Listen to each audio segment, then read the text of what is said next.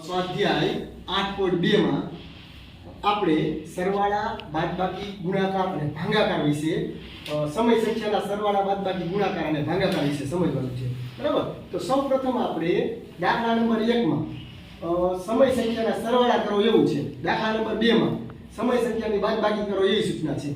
તો આ સરવાળા અને બાદબાકી કેવી રીતે કરવા એના માટેના અમુક નિયમો આપણે સમજી લઈએ બરાબર। જો તમને સૌપ્રથમ શું જોવાનું, જો આપણે મિશ્ર સંખ્યા આપેલી હોય તો તેને અપૂર્ણાંકમાં ફેરવી નાખવાના બરાબર। મિશ્ર સંખ્યા એટલે આપણે ખબર છે આગળના ભાગે પૂર્ણાંક ભાગ હોય, પાછળના ભાગે અપૂર્ણાંક ભાગ હોય બરાબર। બે ભાગ જેમાં દર્શાવેલા હોય તો તેને સૌપ્રથમ અપૂર્ણાંકમાં ફેરવવા। તો એ આપણે શીખી ગયા છીએ મિશ્ર સંખ્યાને અપૂર્ણાંકમાં કેવી રીતે ફેરવવું બરાબર।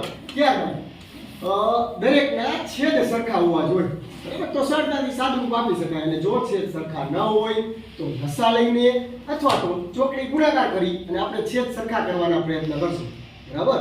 છેદ સરખા ન હોય તો લસા અને ચોકડી ગુણાકાર ઉપરથી છેદ સરખા કરીશું બરાબર। હવે ત્રીજું, જો સંખ્યા પાસે બે નિશાની હોય બરાબર, બે નિશાની એટલે બાજુમાં બે નિશાની આવે, ખાલી એટલી નિશાની આવતી હોય તો કાંઈ જોવાનું નથી, પણ જો સંખ્યા પાસે બે નિશાની બાજુમાં આવતી હોય તો ગુણાકારના નિયમ મુજબ નિશાની કરવી બરાબર। ગુણાકારના નિયમ આપણે જાણીએ છીએ કે જો બે ઓછાની નિશાની હોય, વચ્ચે ગુણાકાર હોય તો એનો જવાબ સરવાળો આવે, પ્લસ આવે।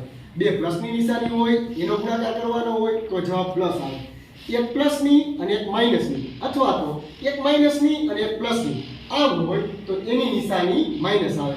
એટલે કે સરખી નિશાની હોય તો પ્લસમાં જવાબ આવે અને વિરુદ્ધ નિશાની હોય તો શેમાં જવાબ આવશે? માઈનસમાં જવાબ આવશે બરાબર।